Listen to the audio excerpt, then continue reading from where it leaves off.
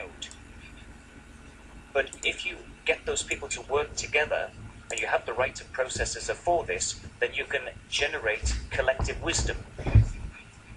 And we've come together today in order to talk about how to generate this collective wisdom. And this goes for the grassroots level upwards.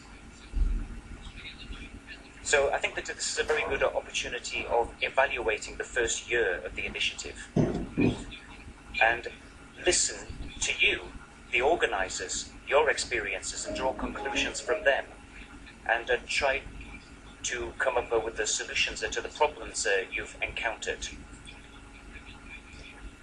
And of course we have the revision of the regulation coming, so this day is a very important opportunity to discuss that. And I'd also like to thank civil society, represented by Bruno Kaufmann today. You've been very much involved in this initiative, its development, and you've been involved in the evaluation of the first year, and you'll be presenting what's happened a bit later on. Now, just thinking about the results that have been achieved and the problems that we've heard about, there have been problems with the online system for collecting signatures. Some of the cross-border campaigns have proved to be very costly. There have also been technical problems. So all of this makes me think of the whole of the European integration process.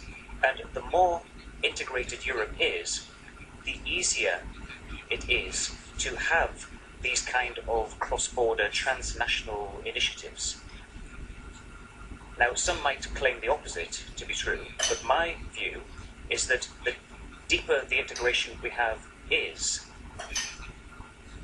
the more democracy we'll have in Europe. And what has been done so far in the European Economic and Social Committee reflects our commitment to the Citizens' Initiative. And in our opinions, we have included the specific proposals on the mechanisms behind the initiative. And we want to play the role of a communicator, contact point, and an institutional mentor, if you will.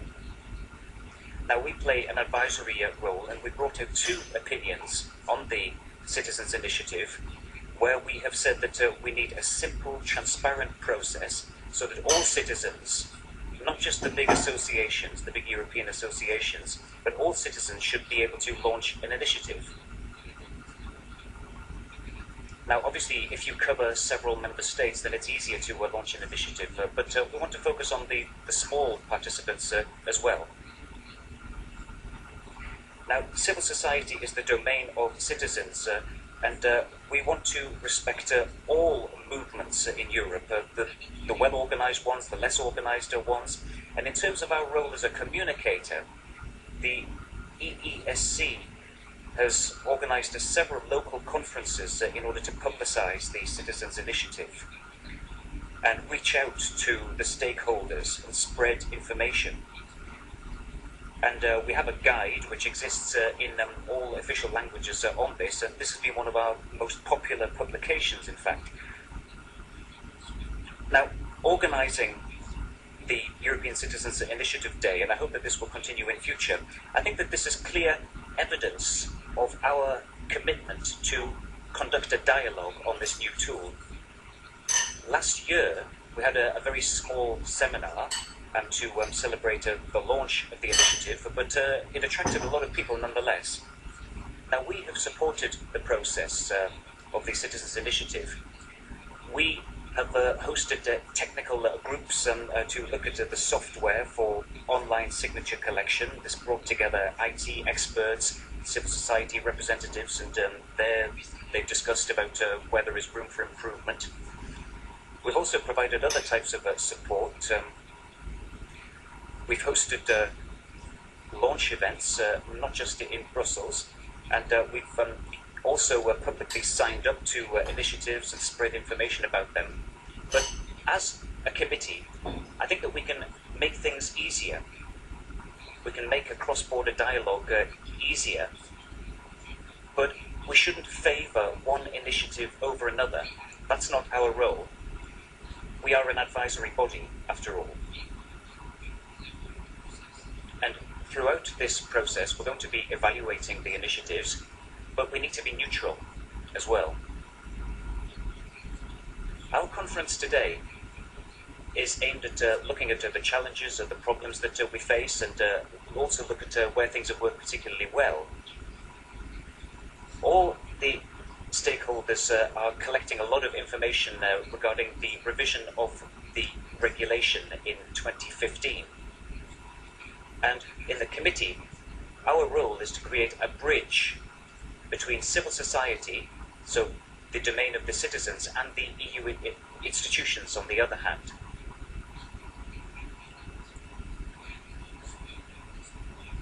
So we want to provide support, a supporting structure, but this structure needs to be independent. It also needs to be supported by civil society organizations and experts, and we are ready, willing and able to set up this structure. We could call it a help desk, or a one-stop shop, or a contact point. It doesn't really matter what we call it. We can be quite flexible on that. Now the first successful initiative is going to be put forward in 2013, and we are going to be getting in touch with the organisers in good time. And in spite of the economic challenges that Europe faces,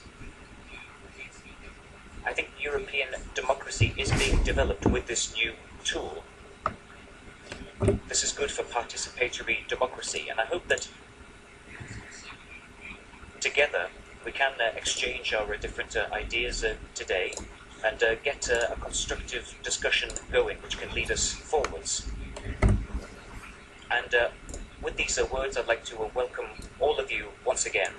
It's a pleasure for me now to give Mercedes the floor so that she can say a few introductory words. Thank you very much.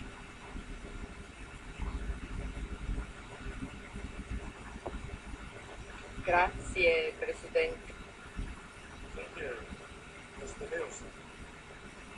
Well, first of all, let me also welcome Mr. Sefcovic, Mr. Kaufmann, with whom I work frequently.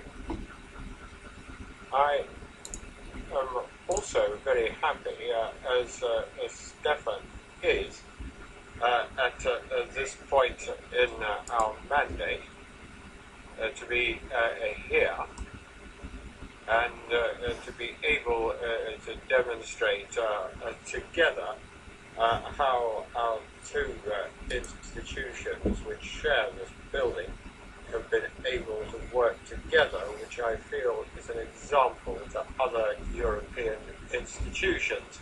It has enabled us not only to reduce costs, but also to create a synergy. The subject of today's meeting, as Stefan has said, shows how important cooperation at local and regional level between the institutions and civil society is, and this is a good sign for the future.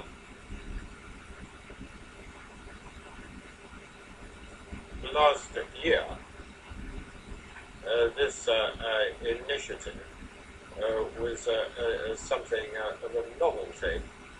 When we had our first meeting on the subject, I said that the European Citizens Initiative managed to define the role of citizens at a European level. It would contribute to creating a genuine European public sphere, which would be a considerable achievement. On the 1st of April 2012, that's a bit more than a year ago, we are able to see what has become of our ambition and what has actually been done. We, as in European regions or elected at a European level must clearly watch this very closely. Most of us are very familiar with what has gone on. Nonetheless, this is a good opportunity to consider the situation. And we need to send a message to the whole of Europe that citizens do have a voice in what is being decided at European level. Skepticism, if it becomes a negative attitude, is going to have a profound impact in Europe, particularly in a period where there is less involvement in the European questions. There is a risk that the turnout in the European elections will be even smaller than it was in the last one. We all know that a low turnout in democratic elections only favorizes extremism. A lack of greater involvement could have even more important consequences, such as the destruction of many years of achievement in European integration. But let us be optimistic and let us try and give our full support to a Europe closer to its citizens. Instruments for democratic participation do exist, and they can be strengthened. The European Parliament elections for the first time will also be a decisive factor in the selection of the next president of the Commission, which will mean that European political parties will be competing for the #1 job in the European Union. At the same time, national and regional parliaments will be developing the necessary mechanisms for their full participation in the European decision-making. And to this we should add the European Citizens Initiative, because this is the first place where the European agenda should be decided. Now, we, as local and sectoral representatives, are very keen on this, but we know that it's not enough to just have the necessary infrastructure. Otherwise, there is a risk of things going wrong. After initial difficulties, the Commission has been working very closely with civil society to create adequate structures. But that will be a subject for discussion at the rest of this meeting. For us, the important thing is that European citizens be informed of the existence and potential of citizens' initiative with a view to participation by European citizens. It is important that European citizens are informed, and even more important, that they are convinced.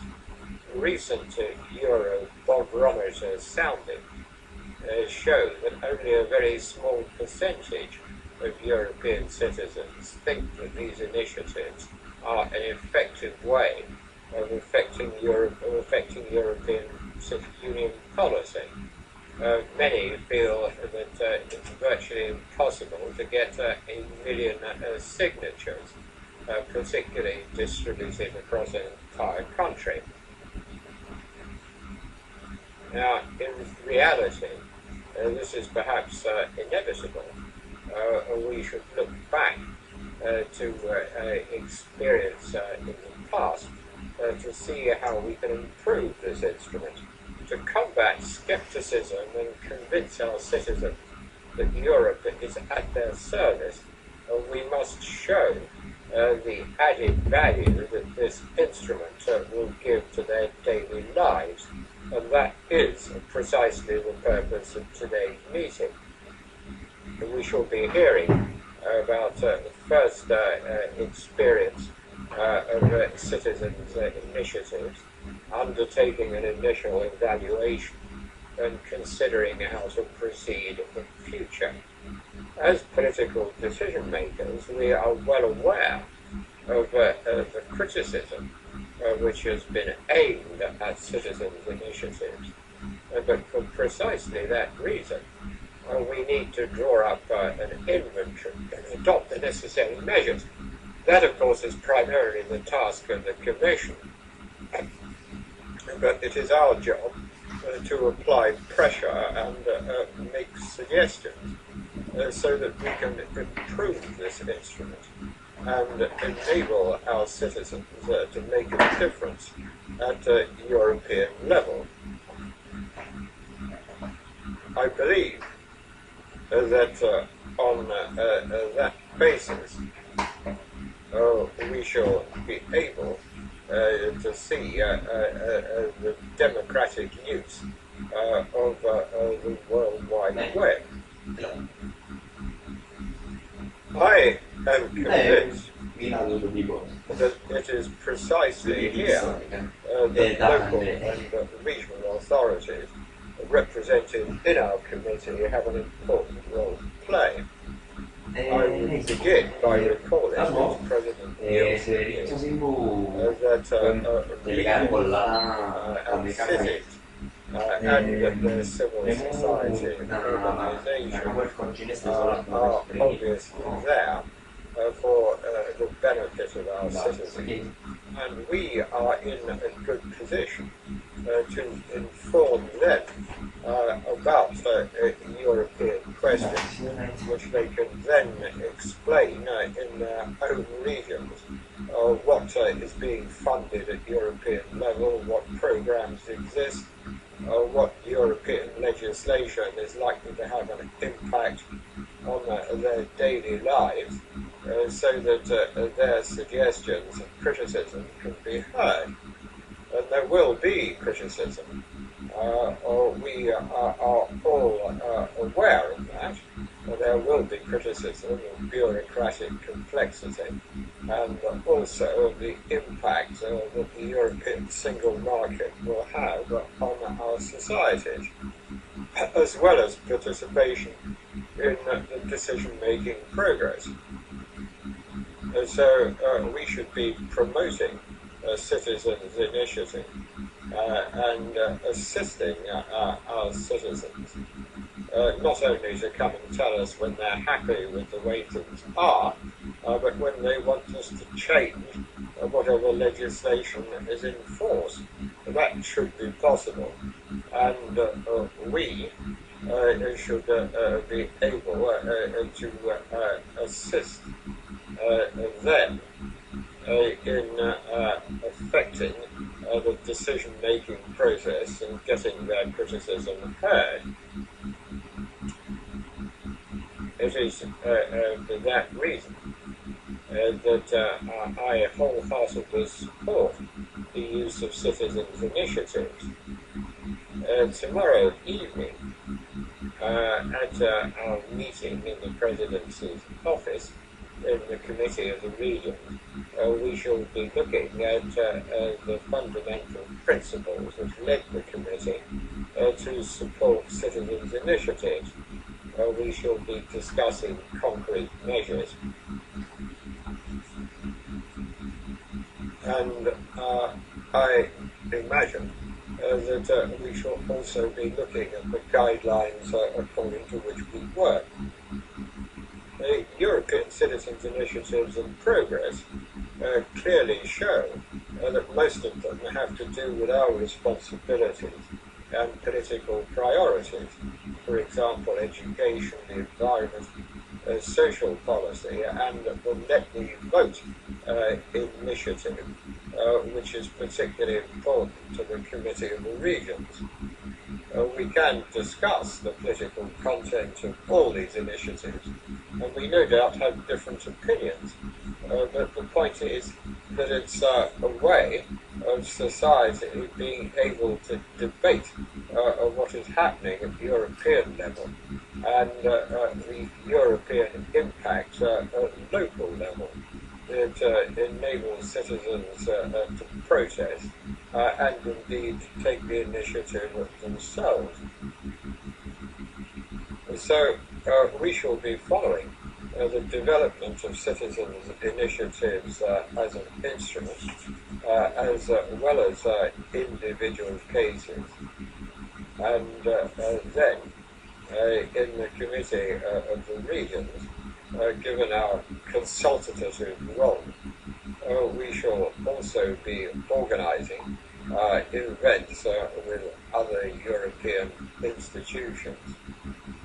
And we shall try and build on our interinstitutional contacts. We want to act as intermediaries between Brussels, the member states, and local communities. Eurobarometer shows quite clearly that 75% of European citizens have never heard of European citizens' initiatives. So we must get this instrument better known. It may be that 25% has turned out to be that small a figure, given what we've seen during the first year. The organisation of periodic events such as today will no doubt contribute to this objective, and we will encourage all members of the committee to work along these lines, not just in Brussels, but also in their regions. I hope via local media, so that we can support the use of citizens' initiatives. At the same time, we would want to make our means of communication available to organisers, so that they can get to the addressees in the regions of Europe. And we can perhaps give them a hand. As neutrals, of course, but we will be able to channel information to other parts of Europe. Thirdly, we have suggested that we could assist the Commission in assessing these initiatives. We are all familiar with the local impact of European decisions, particularly on such things as territorial cohesion, cross-border cooperation, and cohesion. And obviously, we need to undertake an objective verification of regional and local impact. That is, respecting the autonomy of individual initiatives. The committee has an important role to play as an institutional partner. We will be considering what we can do and what we will do in the future. These initiatives have existed for a year, and today's meeting will help us understand the position better. We shall do our utmost to ensure that the Citizens' Initiative becomes a genuine instrument for participation, that it will be an effective way of influencing European policy at a local level. Di partecipazione. Initial indications of the use of this instrument suggest that we urgently need feedback from our citizens so that we can improve the process, which in turn will assist with initiatives in the future. There's nothing worse than an initiative that ultimately results in nothing with the European institutions.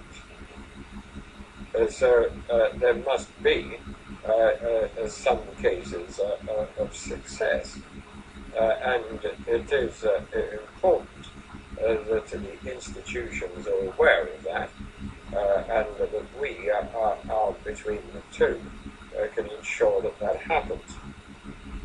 Once again, I'm very grateful to all of you for coming. I thank you for your attention, and I shall end by offering my best wishes to Stefan Nielsen, who will be remaining a member of this institution. I'm sure he will be an active member, and we shall be working together with him again in the future. Thank you very much for your very, I think the local and regional perspective is much more closely to our daily life, as you said. Now, Marius, I am quite sure that we will take careful notice of all your promises. But you are the commissioner, you are even vice president. But you have had this task in your responsibility. Not always easy, there is different views, but you launched it 1 year ago. And we are interested to see what will be your contribution, Marius. Take the floor.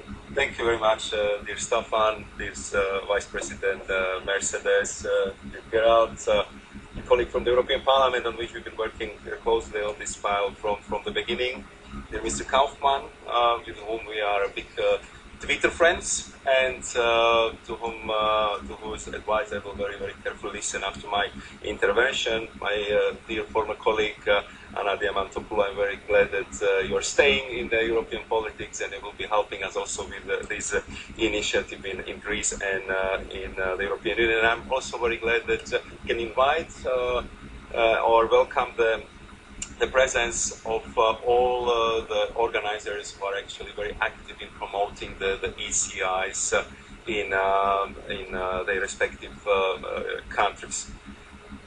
You've been very right, both of you, the President and the Vice President, that the cooperation between the European Commission and the European Economic and Social Committee and the Committee of Regions have been very close on this file from the beginning, from its inception, and therefore I'm particularly glad that we can have this conference when we are going to draw some lessons of the first year of having ECI in place here on your soil, in your premises, and with your colleagues, because I think it's just another proof how seriously both committees are taking the role of being the bridge between the European institutions, regions, civic society, and most importantly, the European citizens. I would like to thank you for your assistance and support from the day one, because I remember that a year ago it was almost exactly on the same day when I was here, and we've been launching the ECI with the conference, with of course a lot of expectations, a lot of doubts, and some of them came to fulfillment, some of them not so. We just felt from the beginning that this would be really the learning process, and we knew that it will have different aspects to it, because let's be honest about it, what we are doing here is actually the building of an unprecedented transnational European e-democracy project. And I think that this is worth to remind ourselves of all these ramifications, and if you allow me, I will come back to it a little bit later on in my presentation. If you look back over the last 12 months, I think that we can really say that the launch of the ECI was a success. Not an unqualified success, that's very clear, and I know that we will hear a lot of points of criticism. I'm sure that we will also get a lot of advice how we can improve the instrument, but it was the success nevertheless. If you look at the number of initiatives which are registered or the scope they're covering, I think that we could be very proud of what has been achieved so far. So what is the state of play at this stage?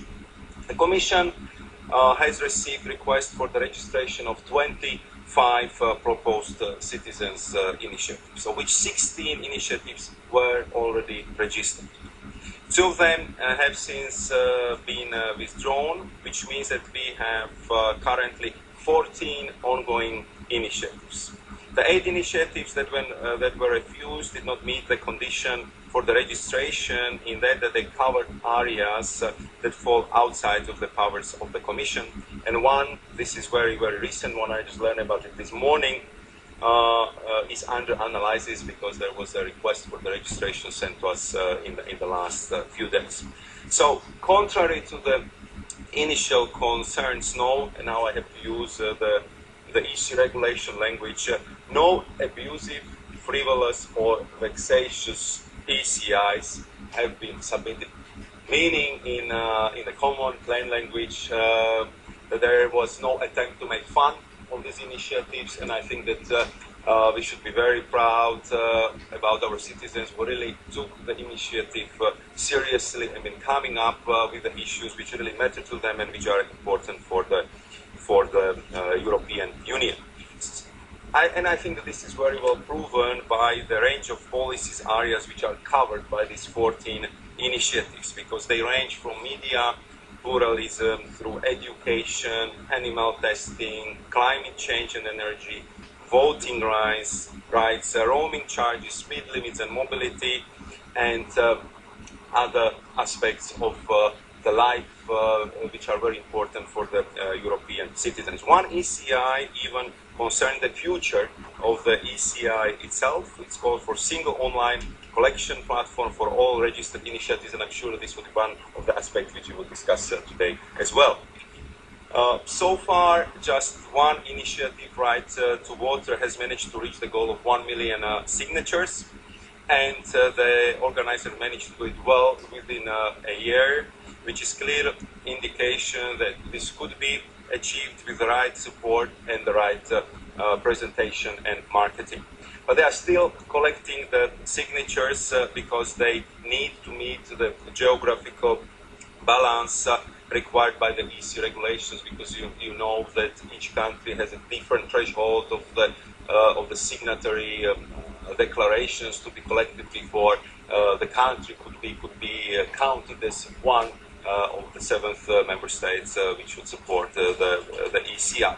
And I think that the effort of the Right to Water is pretty impressive, and of course I wish them well also with reaching not only the numerical threshold of 1 million, but the necessary geographical balance of the support, which is important for having the support which would qualify the initiative for the next steps.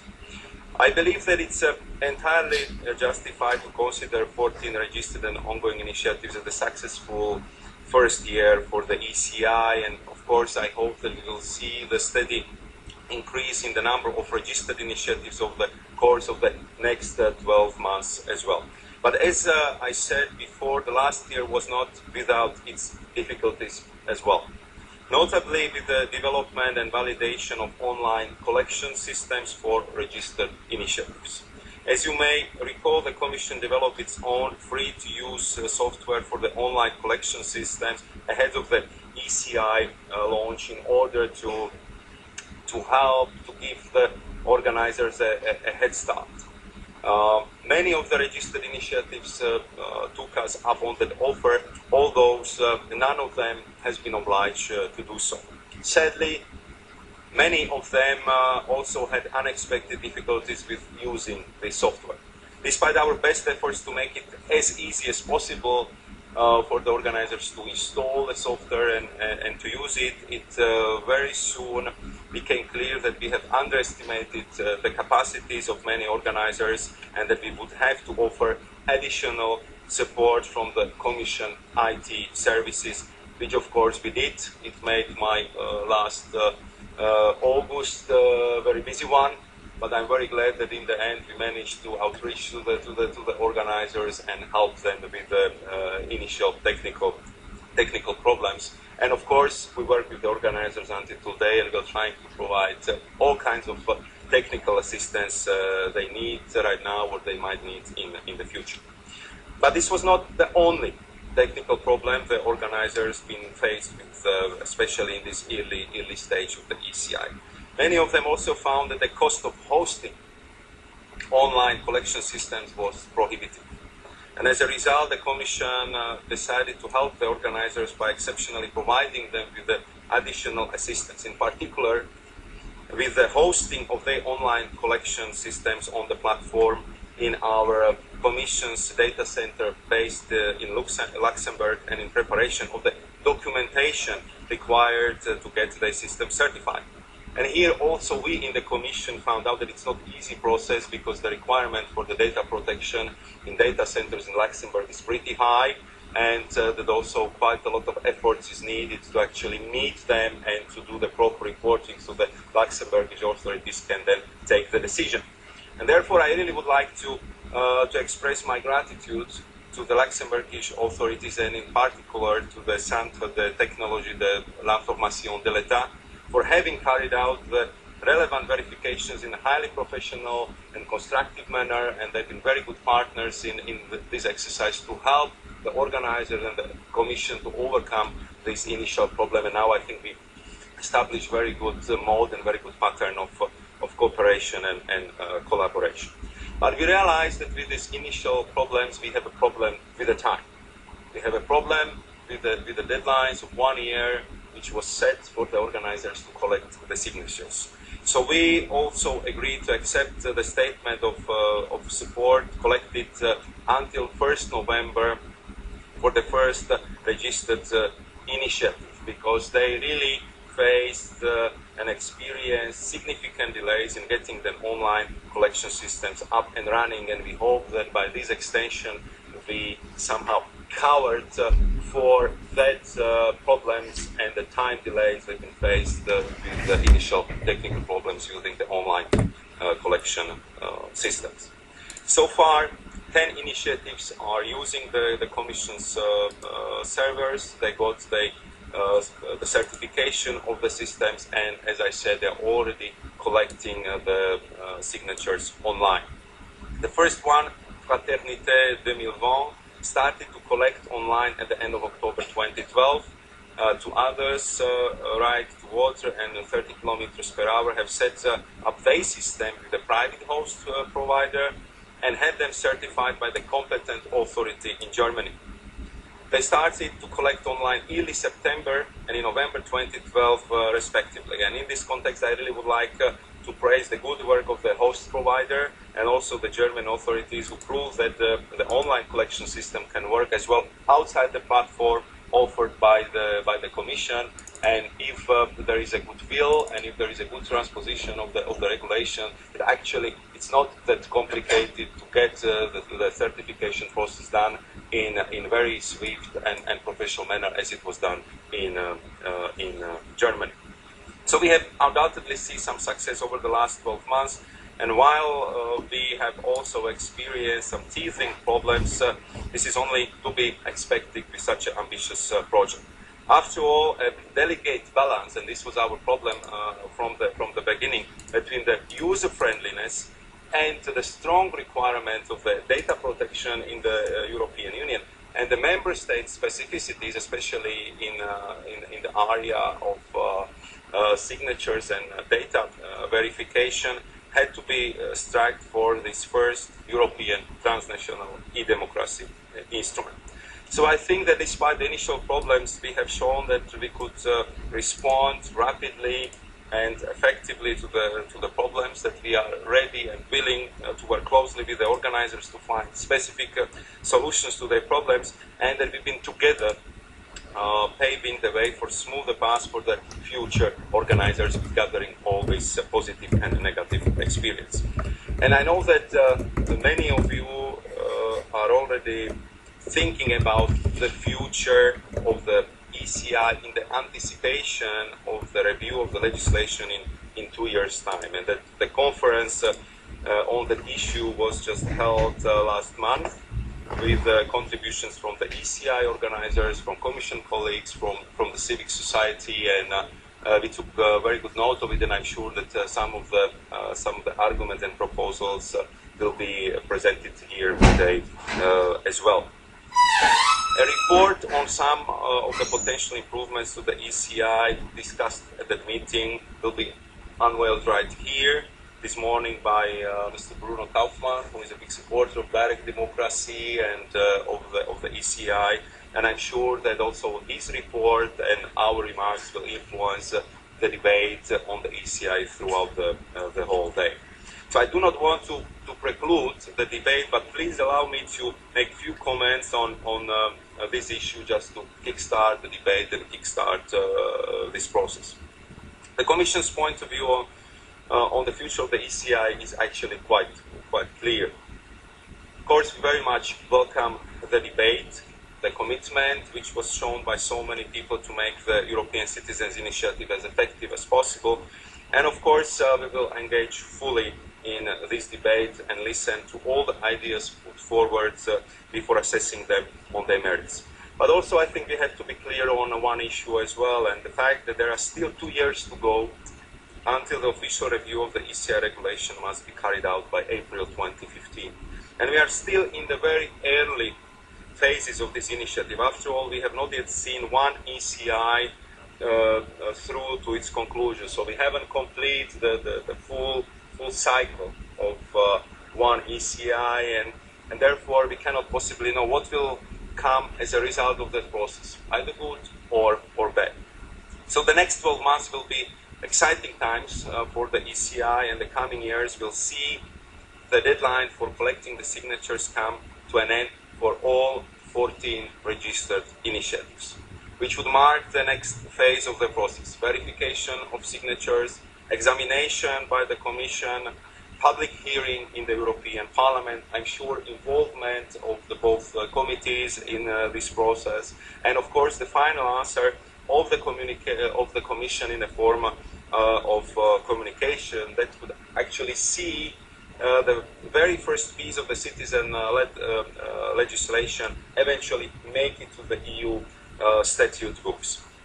And I'm sure that you will agree that while it is perfectly legitimate to reflect already on the experiences of the first year of the ECIs, we also have to wait until the second year is concluded to come to a conclusion how the whole process was working out, what was the first phase, how the signatories collection was going on, how difficult it was for the organizers to go to the next phase, and then of course how the public debate with the European institutions has evolved, and what are the lessons learned from the second phase as well. So therefore, we are of opinion that this process of reflection must and will be an ongoing one, and I will, I'm sure, advise to all my colleagues here and in the Commission to follow it very closely, because it will be a priceless source of inspiration for the official review of the ECI legislation in early 2015. I'm sure that many of the ideas which have been already discussed and will be discussed again in the future review are in fact not the new one, but they will get a little bit different meaning, a little bit different coloring, because this would be the questions whether to scrap the requirement to input the IDs number, or to extend the collection period to 18 months, or whether the Commission should act as a centralized host for all initiatives. And you would remember very well, and Gerald for sure will remember, because we've been discussing most of these issues during the preparation of the ECI for the approval. And at that time, we achieved the compromise with some good points and some weaker points, and I think that was the most we could do at that time, and therefore we would need to gather all this experience on all the aspects, so we can bring many of these aspects back to the table and back to the discussion. So I'm sure that between now and 2015 we'll have quite a few opportunities to gather new experience and to learn how we can learn from it for the future review process. I think that the biggest question perhaps that will need to be resolved by the review of the legislation would be whether or not to keep the current decentralized system or to move towards a centralized system of signature collections managed most probably by the Commission. There are arguments in favor and against both proposals, but ultimately it will not be down to us to make this momentous decision, because already the new Commission will be in place. You know, the new commission will come into the office by the end of 2014, and this would clearly will be task for them. But I can assure you that I will definitely encourage my successor to listen to all the arguments carefully and to draw on the vital experience of these first years of the ECI before making any decision. And of course, any advice that he or she may seek on how to make the ECI even better, even more inclusive, even more user-friendly, will be coming, I believe, from the people who really got this experience firsthand because they tried to make the ECI success, and it will be you, the organizers, and all of you who are so closely involved with the ECI. Before I finish, I just want to briefly touch upon a few other issues which we will debate later today. First, campaigning. One of the primary issues that has been raised during the first year of the ECI is how to help organizers promote their initiatives more effectively. Some critics have complained that the tools provided by the Commission to help organizers do not help them to wage the campaign, and that's entirely correct. The tools are designed to facilitate the collection of signatures, nothing more. And the onus has to be on the organizers themselves to market the initiatives effectively, but we can certainly offer advice and support in these areas. One of the ideas would be, for example, why not to consider launching a campaign 6 months before registering the initiative, to build up a head of steam before officially starting to collect signatures. Most, if not all, registered ECIs have their own website, and more can be done perhaps to use these as effective campaigning tools. And the social media, of course, has a key role to play in this area, not only because they have this unique international outreach, but also because I see it already today that Twitter and Facebook are very widely used for the promotion and for campaigning. And I believe that these would be the channels which would be absolutely key to the success in the future as well. But we have a lot of experienced campaigners in the room, so I'm sure that we'll get plenty of advice and encouragement as well. Or why not to have an independent contact point? Because the idea, the Mercedes and Stefan have been suggesting to advise the organizers, to advise the civil society on relevant issues, to launch the ECI. So I can well imagine that the Economic and the Social Committee and the Committee of Regions, for instance, could be well placed to be established at such a point of advice. And you know, we also would be very happy to listen to your experience with the advice the Commission is already providing you with through the help desk, through the Europe Direct, through our SecGen unit, which is giving you the advice, because there I believe most of you made the first contacts before launching the ECI, and of course it will be very interesting also for me how you value that advice and how we can improve our efforts in that regard as well. Second, can the Commission do more to promote the ECI? Well, we cannot give specific backing to individual initiatives, as I'm sure you will understand, but we certainly can and will do all we can to raise awareness of the ECI in general. For example, the ECI is featured heavily in the promotional material produced by the Commission for the European Year of Citizens 2013, and I know that Vice President Reding, myself and my fellow colleagues commissioners, we are talking about the ECI in all meetings we have with our citizens in the framework of the citizens dialogue, which are organized across the EU already and explained for the whole year. They also instructed our officials to do the same when they participate in different international conferences in the venues. We are trying to use our representatives in the member states and our delegations to do the same, and we are also using as much as we can our website and our social media to promote the ECI. Indeed, all the Commission social media channels are dedicated to the issue of the ECI this week. And I will be holding an online chat via Facebook, Twitter and Google later this week on Friday, so I'm sure that the hashtag ECI will be used heavily, not only today but the whole week. And I really would like also to invite you to help us to promote ECI from your side as well. where I think we could see more support and a little bit bigger assistance. This could come from the member states level. We are still in discussion with 12 member states that have not, in our view, correctly implemented the ECI legislation, which does not, as I'm sure you can imagine, facilitate things for the potential organizers, because we need the level playing field where the burden and the cost of hosting certification and verification is not shared by just a handful of the countries, because they are the only ones who transposed our legislation correctly and have implemented the rules.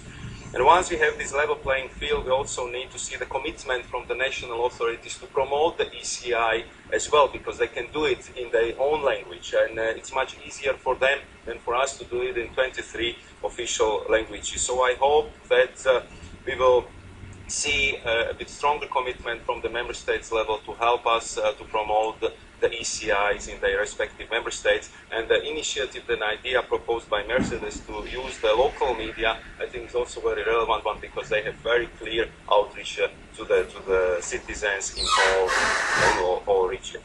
If you allow me to come to the conclusions, let me share with you the one argument I'm using in my discussions with the member states when I want to present the idea of the ECI and a little bit broader picture. I believe that in a few years, all of us, we will have the e-ID cards, which would allow all of us not only to carry our, let's say, medical records or the personal data on the chip, but it would allow us, through the easy sticking of the card into the card reader, to participate in different kinds of democratic discussions and democratic processes without all of the hassle of signature verification, of data verification, of the authentication if that person who is on the other side of the computer is real or not. We will be able to use them in the elections, as we can already see in Estonia. And I think that we also had to bear in mind the big processes which we see in the European Union, where we see, especially in the economic field, a clear deepening of the EU integration, much stronger economic governance, where the European Union is getting much stronger power in the field of macroeconomic discipline, in the field of issuing very detailed country-specific recommendations concerning, for example, the preschool childcare facilities and the issues which been until recently considered the real domain of the domestic policies. So I believe that this movement in one direction will be clearly calling for much stronger democratic accountability, for much stronger democratic control, and for much stronger involvement in the EU citizens in this transnational European debate. And on top of it, I believe that the generation which will be more and more involved in the discussions will be the generation of Facebook, Twitter, or Google+, the generation of the social media, which would like to participate, but they would like to do it electronically, via social media, via electronic means. So to sum up, what we are actually doing here through the ECI, this is the first step on our way to create the European transnational e-democracy. And therefore, we should treat it with respect, with full appreciation of its potential, and in full understanding what is actually coming up. And ultimately, the success and or failure of the ECI will depend on the organizers to gather support of 1 million citizens. But I think that already the fact that we are in the phase where we can get so many citizens engaged, where we can test the platform, which I'm sure will be absolutely crucial for the future of the European transnational democracy, is, I think, the very important aspect that we are moving into the right direction. And of course, I'll be very happy to listen to your impression, to your advice, to the report of Mr. Kaufmann, and I hope that we'll have also the chance to chat a little bit over the lunch, because I hear that the cuisine in your committee is a very good one. So thank you very much, Stefan, for creating this opportunity for me, and thank you very much for being so patient and listening to my very long intervention, but I really wanted to share with you all the aspects of how we see the ECI and the Commission at this stage. So thank you very much. Maros. So the reason for you to ask to stay to the lunch was the cuisine. I thought it was to listen to the debate. But I can also see that you had, as a commissioner, some fresh ideas. You always have to combine business and pleasure. No. Thank you very much. But now we move on to Gerald. And of course, we will now listen to the perspective of the elected representative of citizens from European Parliament side. And Georgi, you have been, as Mario said, also very much engaged in this topic. So, please. Yes, thank you very much. Thank you all, Stefan and Mercedes and Maros, and all those who are present here, initiators of initiatives, to gather here for the sake of the European Citizen Initiative. Thank you for the invitation and thank you for your ideas. I will come up with a few or some additional thoughts, and I'm very interested in the debate during this day, what we can do to improve the European Citizen Initiative. Let me start by some more general thoughts. I mean, what is... No, I will switch to German since we are here, hosted also by the Committee of Regions and the Economic and Social Committee. Was ist... What is our basic task as politicians? I say this as a member of Parliament, but it's true for everyone in this room, and it applies equally to the Commission and the Council. Our task is to take good decisions, but we don't do that on our own behalf or on our own interest. We do it on behalf of our citizens. But do we always know what our citizens think and what they want? To be quite frank with you, when I come here to Parliament in Brussels, I'm a long way from the people who elected me. These people are a long way from me, and they don't really see in what way they can influence European policy in their interest. They see it as spectators. They see what is being decided in Brussels, but they don't experience it as their Europe or think that they are participants in it. And that, I think, is the major question that has brought us here together today. Most politicians think that you can compensate for this by looking at the headlines in the newspapers or by public opinion polls. But democracy is something different. Democracy has nothing to do with simply using the electorate as a sounding board or an oracle so that you can then go ahead and do whatever you want to do anyway. In a democracy, citizens are sovereign and we are their servants. So if citizens speak, if they take part, then they have to be heard. It is their wishes and what they say that has to have an influence and that has to make a difference. They need to be involved. Very often, politicians are often a bit uneasy about real citizens' participation. I know this from discussions with a number of my colleagues. It's always said, look, isn't this a bit dangerous? Let me say clearly, it's much more dangerous not to involve citizens. We see that looking around the world, particularly in our own history. We are engaged in an experiment, the first time it's ever been done. More and more powers are being transferred to European level and exercised at European level.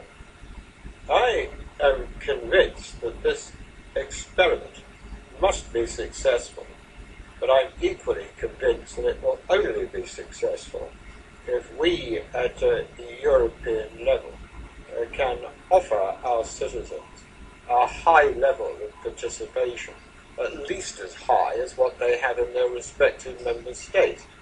Empirical research shows that the more citizens are involved at local level, at member state level or elsewhere, the greater the citizens and the better citizens are informed, because they know that their voice has an effect, and they take more of an interest than they would if they thought that it was all going to happen anyway, whatever they did.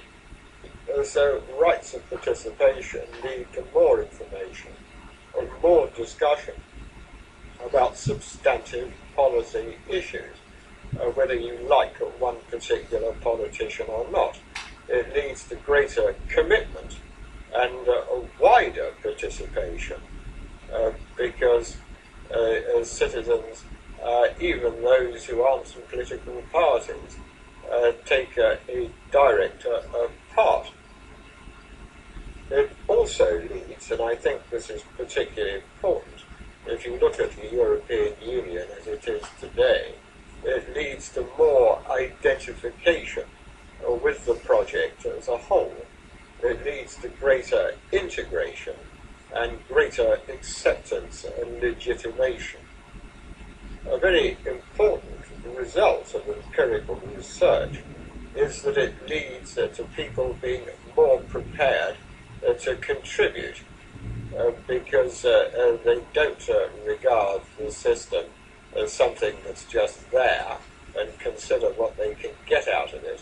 They regard it as their property, and they think of what's fair, what's not fair, and so on. And research in a number of countries has shown that greater citizens' participation leads to citizens being prepared to pay more taxes if they think that they have an influence on what the money is being used for, rather than just politicians taking money away from them.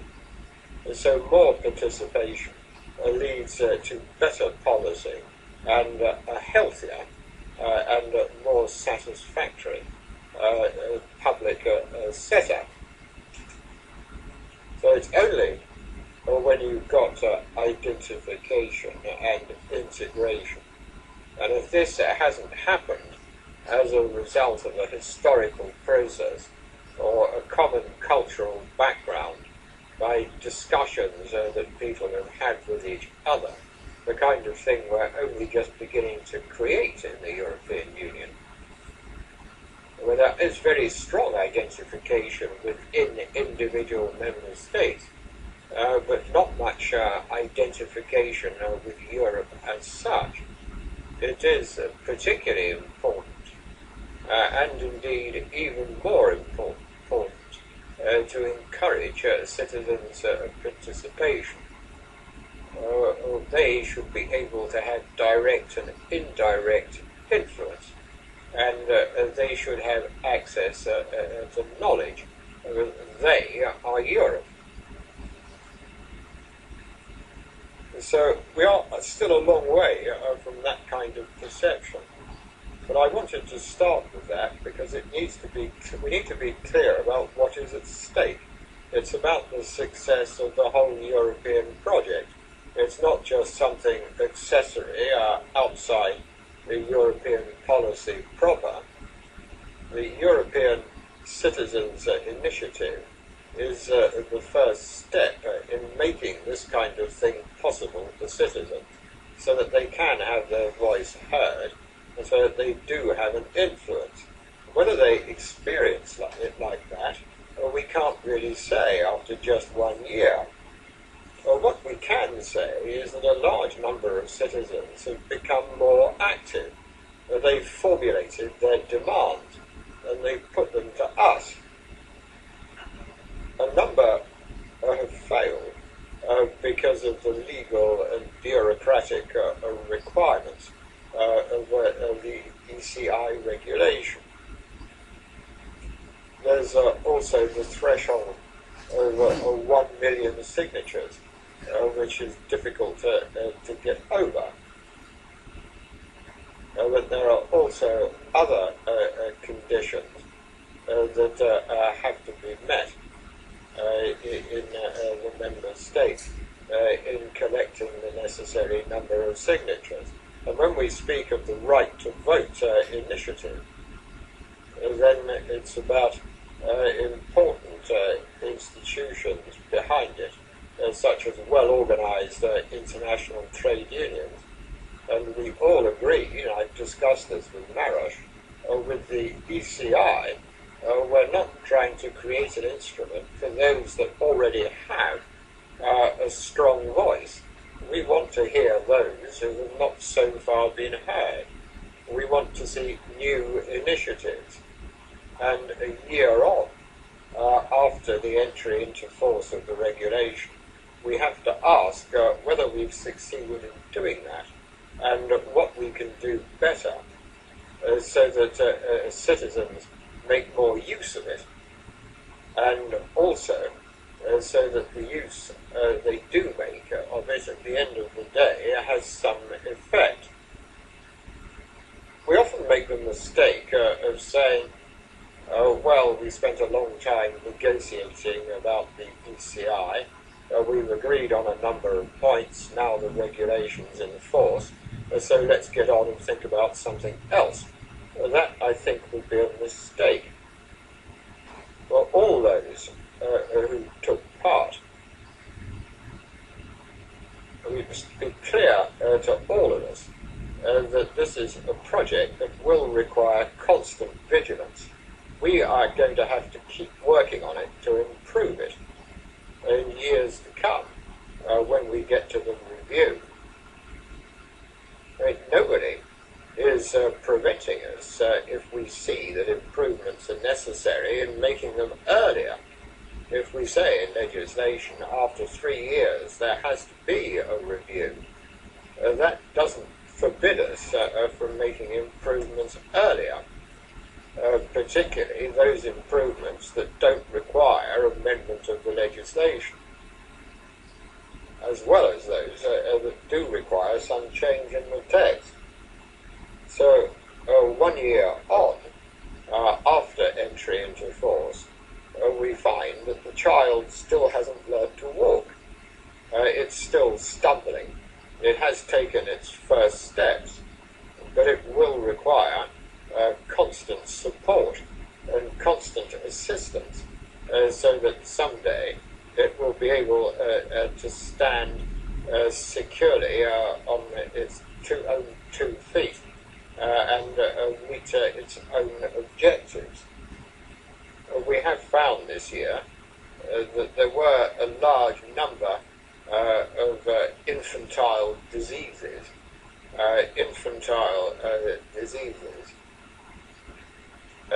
that perhaps, as with children, are not just overcome and then forgotten, but if we don't do something about the initial causes, they may become chronic and indeed pathological. That is the last thing that we want to happen. Now, if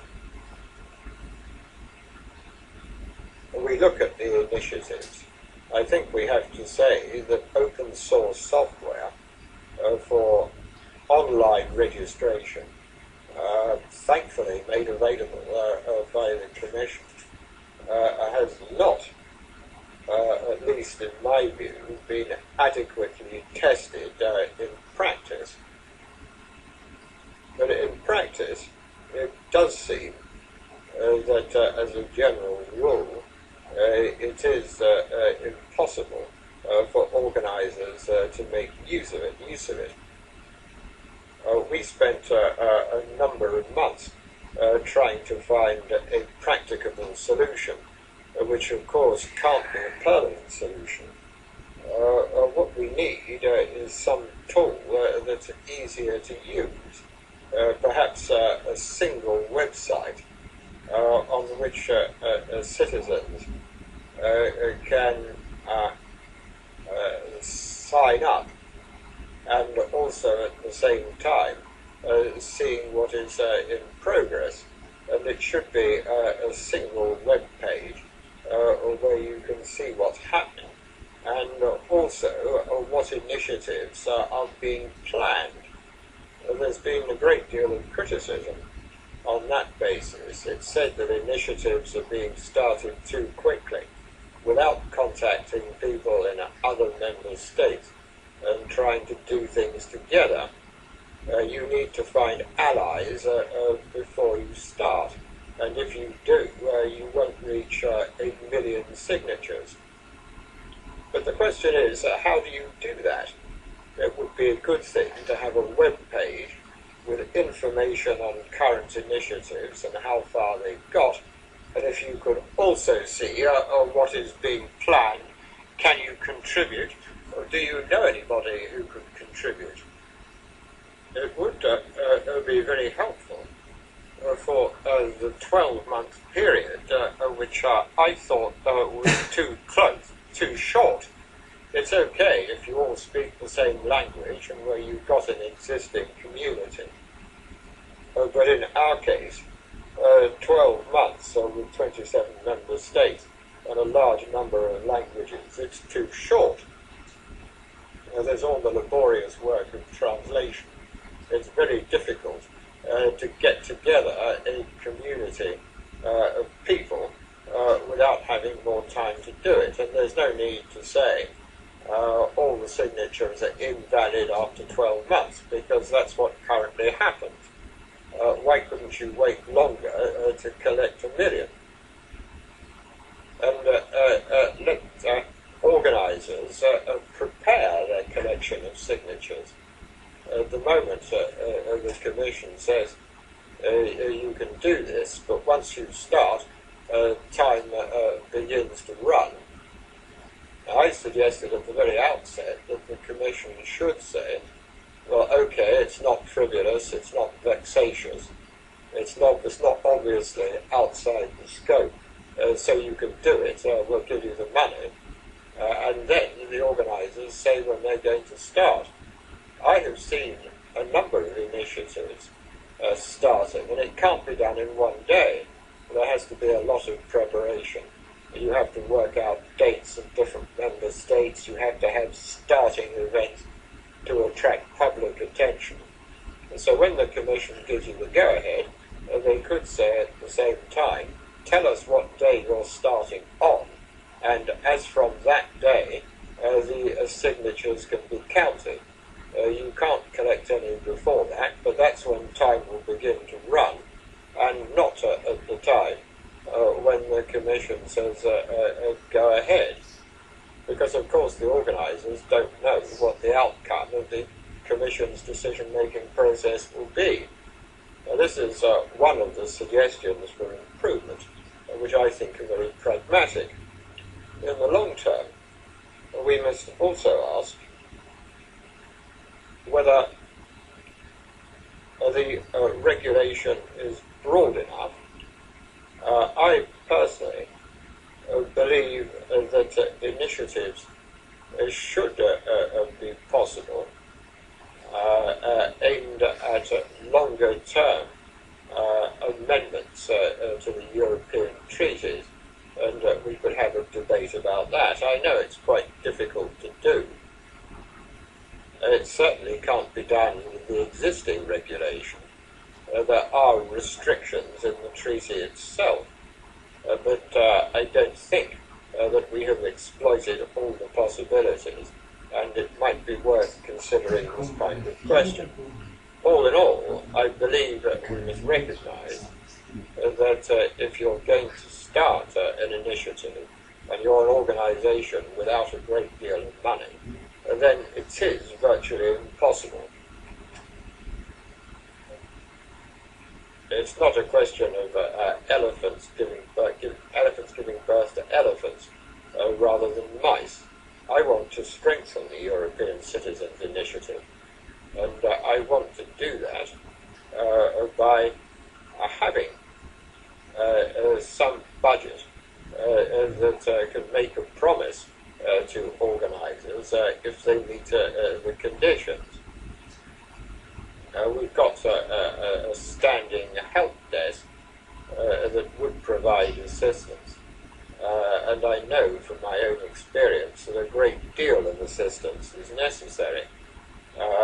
of these initiatives take a great deal of time, particularly those that have to involve lawyers and the like, and they very often fail because they can't meet all the requirements of the regulation. So it should be possible to provide free advice, advice from experts such as those present in this room. These initiatives also need a great deal of information, but I believe that European citizens' initiatives need some infrastructure to which people can go and get the assistance they need. I think Maros Šefčovič should have a much bigger department than he has, not just 2.5, but 30 or 40 people are working on citizens' initiatives. And if they have questions, they should get an immediate answer. And if there's a problem with the software, then it should be solved the next day. And it should be possible to give these people training and coaching by Europe Direct or the telephone hotline or the Commission's establishments in the member states where advice is provided for citizens, so that someday everyone in Europe will know what a citizens' initiative is, and people will be able to support them. There is one thing that I really haven't understood. With the European Citizens' Initiative, we have brought in something which exists nowhere else in the world. It's the first transnational participation instrument in the world, and no one has so far said this. Why haven't the Commission, the Council and Parliament said this altogether? The Committee of the Regions and the Economic and Social Committee, a big press conference to say, well, ladies and gentlemen, European citizens, this is a new era starting. We don't want to just take decisions, we want to hear and learn from you. Europe needs you. We want to hear your ideas and your suggestions. So please use these initiatives. We will commit ourselves wherever we can to put them into practice. So we need to invite our citizens to join in. And then after a year, every European household will be able to see that it does work. So if we just leave it at the introduction of the ECI, that would be a pity. We've now got the European Year of Citizens, and what's going to happen if we can't take major steps so that ECI work, and we can say to citizens that we invite you to take the initiative and improve European policy on the basis of citizens' initiatives across the whole of Europe. That, I believe, would take us a step forward to the benefit of our citizens, to the benefit of democracy and the benefit of Europe. Thank you.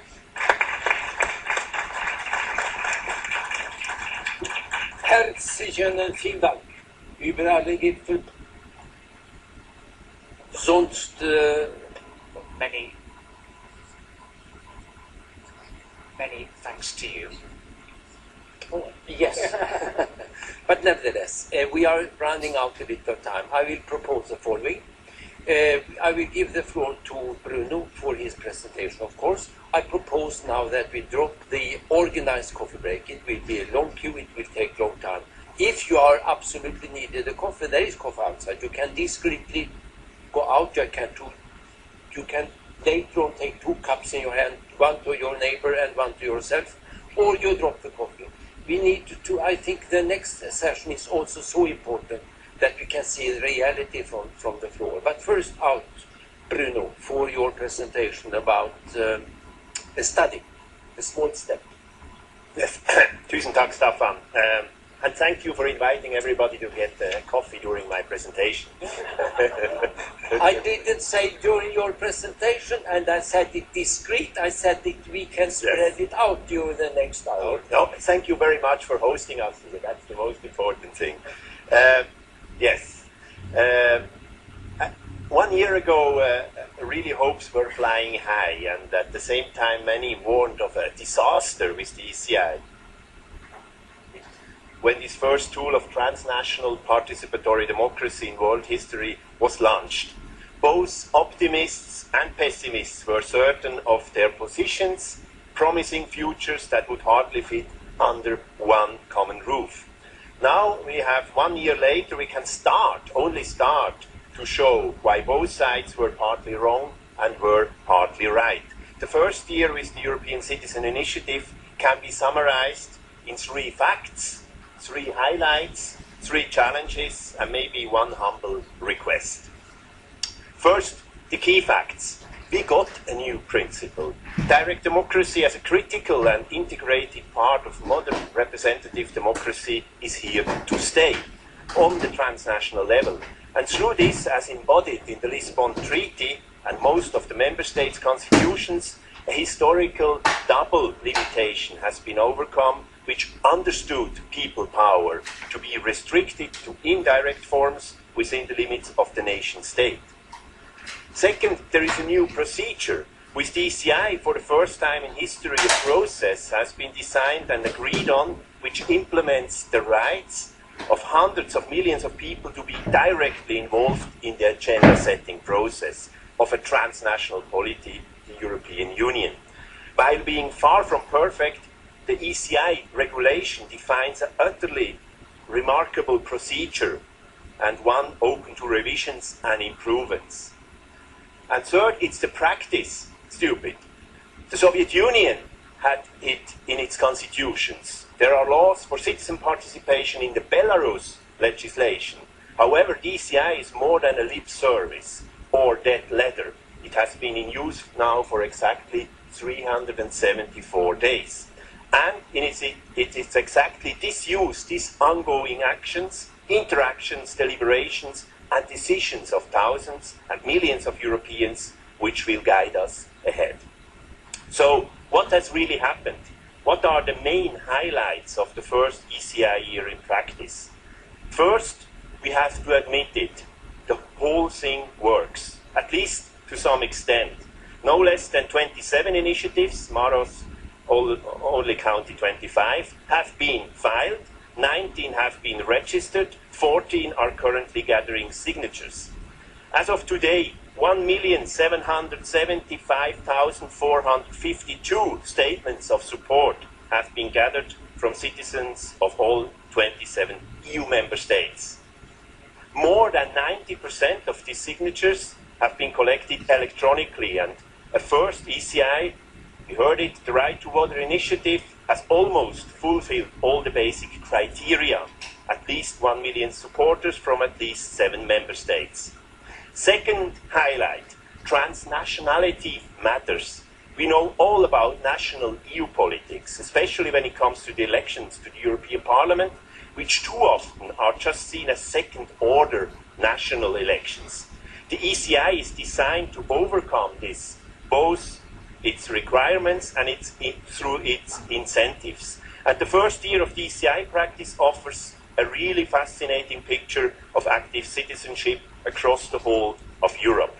And third and finally highlight, the ECI is not biased to one or the other political side. While some initiatives are here to stop something, like the End Ecocide or Stop Vivisection initiatives, others are promoting new ideas, such as more common features in education across Europe, or the establishing of an e-collection platform for ECIs. Others again, like the proposed Single Communication Tariff Act, are being used as bargaining chips. In brief, the ECI is a truly multifunctional tool. All this now sounds like good news, and many critics will certainly deem such an assessment as being far too positive. However, in spite of these important facts and highlights, there is no time to just relax and be happy. Now, it's time to act more than ever, as the ECI has been born in a very harsh time of economic and political failure. A time which offers us many lessons about how for far too long time Europe has been developed as an infrastructure for the few, the rich and the powerful, and how Europe and its complex political structures have not been able enough either to defend basic democratic achievements or establish people power for the 21st century. So here are the key challenges for the ECI process. 1. Prominence. Far too few people know of the existence of this new right, this process and practical possibility. While the first year of practice have made, in fact, some initial difference in terms of general knowledge about the ECI, all our findings are saying that we are still talking about single-digit percentage of knowledge. No one really knows exactly how many, as not even the Eurobarometer dares to ask any longer. I said that before and I do say it again, this is a democratic scandal and must be changed.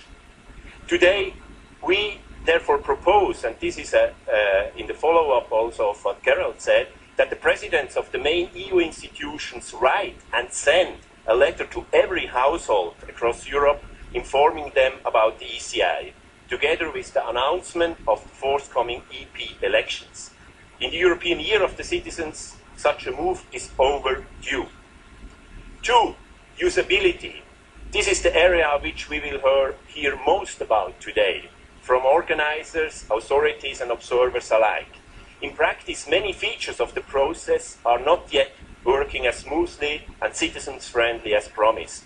There are uncertainties, risks and costs involved, for example, setting up an e-collection system or fulfilling the data security provisions, which are clearly prohibitive to all kinds of potential organizers. Precious efforts, time and euros are lost on this way, reducing all the great potential for transnational dialogue and understanding of the ECI to, in my view, unacceptably low levels. The single main reason for this is, in our view, the far too limited resources deployed by the European Union for its very own process. And 3, reform. Luckily, here in Europe, we are not striving to make our union even more perfect, as some of our neighbors across the sea pretend to do. But what we are hopefully aiming for is to make this transnational polity even more democratic. The ECI is a very good case for testing that by starting to line up the key reform features for 2015, when the Commission must come up with the first reform report for the ECI. A better, stronger and more powerful ECI will certainly have to feature simplified signature gathering rules, clear indications about how much the EU's overall ability to not just implement but also to amend the treaties, and dramatically enhanced opportunities to use the ECI as a tool to make those voices of Europe heard, which today remain basically unheard. So much for the assessment, which is part of our continuous task of monitoring and evaluating the ECI. In summing up, I have a humble request. As a Democrat, I see the ECI as a big normative, procedural and practical step forward.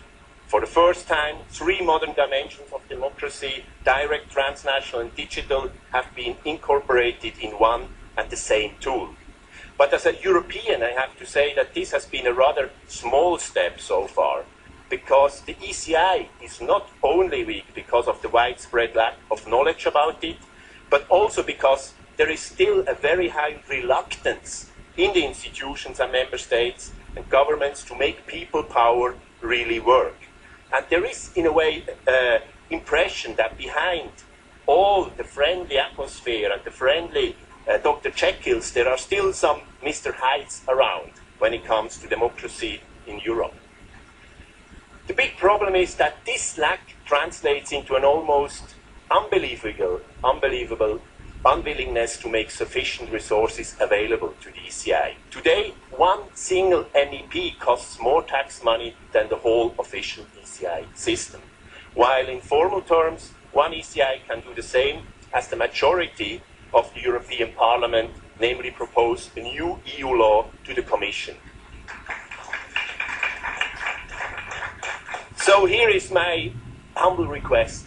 Try to see active European citizenship in general and DCI specifically as the single most important opportunity to overcome some of the most urgent democratic deficits of our time. Deficits which, if undealt with, ultimately threaten the whole idea of transnational politics, peace and stability.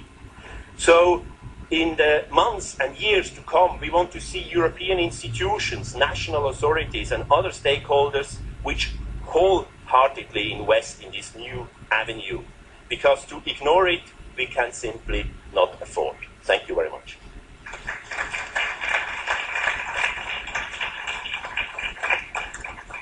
You are like an ambassador for this initiative. And you work with us, you work with the Commission, and you work in your country and elsewhere. I apologize, we are a little out of time, but now we will move this. We will first of all have a press conference if there is a media who wants to ask the panel something. Then we will now immediately move. We other will be sitting there. Afterwards, we are back. We will put the new names. And I will ask the interpreters if we can go a little later than 1 o'clock and then start 1.5 hours later.